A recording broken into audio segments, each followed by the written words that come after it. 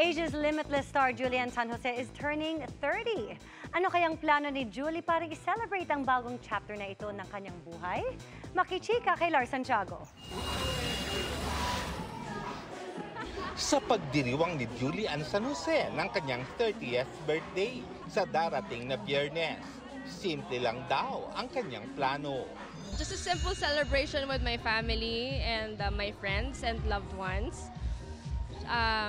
Siyempre, nandun si Ray, nandun si Kuya Rojon, si Ate Dayan, the rest of my team na malapit sa puso ko, some of my colleagues as well. Yun, simpleng celebration lang po talaga. Somewhere else, siguro an intimate gathering lang po talaga. Wala na raw malalaking bagay na mahihiling pa si Julian para sa sarili ngayong birthday niya. Really to be happy. Happiness lang talaga. Better health. Not only for me but for my family as well and my loved ones. More blessings. Career-wise, gusto ko lang na makapagsulat pa ng maraming mga songs. And I still want to explore different things pa. Blessing nga agad ang sumalubong kay Julie na inilunsad bilang endorser ng isang beauty clinic. Sa launching, sinamahan siya ni GMA Senior Vice President Annette Gozon Valdez at Sparkle Vice President Joy Romina Marcelo. Walang limit sa pag-wish kay Julie because she'll always be our limitless star. And yun nga, hindi ko alam kung gaano kataas pa ang mararating niya, but she will keep on soaring and I hope that she also receives so many blessings. Lars Santiago, updated sa showbiz happening. Ready to fly na pa Japan si Sparkle artist Kelvin Miranda para sa isang international film festival. Pero bago yan, ready to fight muna siya as Sangre Adamos sa unang taping day ng Encantadia Chronicles Sangre. Yan ang chika ni Lars Santiago. Hindi halos makatulog si Kelvin Miranda sa excitement. Bukas kasi, first taping day na niya para sa Sangre. At ito talaga ang matagal na niyang hinihintay. Ay, nakakabahan ako kasi first time ko makikita yung mundo namin, kung anong meron doon. At saka, first time ko talagang matcha-channel si Adamus ng, alam niyo yun, ng game na. Talagang ito na yun, nandito ka na sa mundo mo. At saka, paano yung makisalamuha sa mga tao sa Encantadia.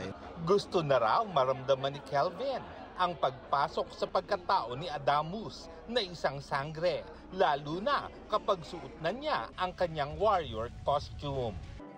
Naghahanda rin si Kelvin para dumalo sa International Film Festival sa Nagoya, Japan, kung saan opening film ang pelikula niyang Chances Are You and I, kasama si Kira Ballinger. Siyempre, happy kami na na-appreciate din ultimo ng mga taga-ibang lahi, na-appreciate nila yung gawa ng pelikulang Pilipino. And laking pasasalamat ko sa tiwala ng mga taong pumili ng pelikula namin para maging opening salvo sa festival. Malutong na oo naman ang sinagot ni Kelvin sa tanong kung single ba siya ngayon. Hindi naman daw siya naghahanap, pero kung sakaling may dumating, gusto na niyang magsimula ng pamilya. Nilook forward ko na magkaroon din ako ng family. Ayoko rin naman kasi magkaroon ng family na sobrang tanda ko na, sobrang, alam niyo yun. Tingnan po natin, let's see. Lars Santiago, updated sa showbiz happening. Sinagot ni Paolo Contis ang tanong tungkol sa pag-unfollow sa kanya ng girlfriend na si Yen Santos at pag-alis ni Yen ng kanilang mga pictures sa Instagram. Makichika kay Aubrey Carampel. Usap-usapan ngayon ang pagtanggal ni Yen Santos sa mga litrato nila ng boyfriend na si Paolo Contis sa kanyang Instagram account. Wala na ring pina-follow na account si Yen. Umugong tuloy ang espekulasyon na hiwalay na ang dalawa.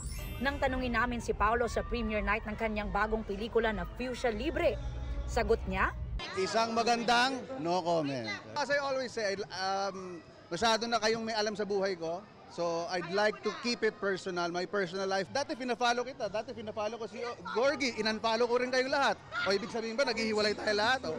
Si Paulo naka-follow pa rin sa IG account ni Yen at may mga litrato pa rin nilang dalawa sa kanyang account. Samantala, proud naman si Paulo sa pinagbibidahang movie kung saan gumaganap siyang isang gay MMA fighter. Kinailangan daw niyang magbawas ng timbang at nag-train pa ng wrestling para sa role. Ito yung first time na action, tapos gay yung role ko.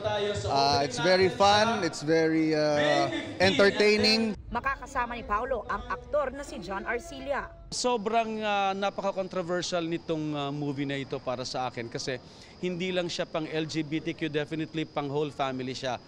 Para sa mga, especially sa mga magulang na hindi naiintindihan yung ganong klaseng sitwasyon. Kabilang din sa cast, si Sparkle actor Khalil Ramos na dumalo rin sa premiere kasama ang girlfriend na si Gabby Garcia. It's exciting kasi sobrang bago ng character niya. So looking forward din ako mapanood. Actually, sobrang nag-enjoy ako. More than anything, it was like going back to my high school self kasi napakakulit ng character. There was challenge pero medyo madali ko siyang napuntahan. Aubrey Carampel, updated showbiz happenings.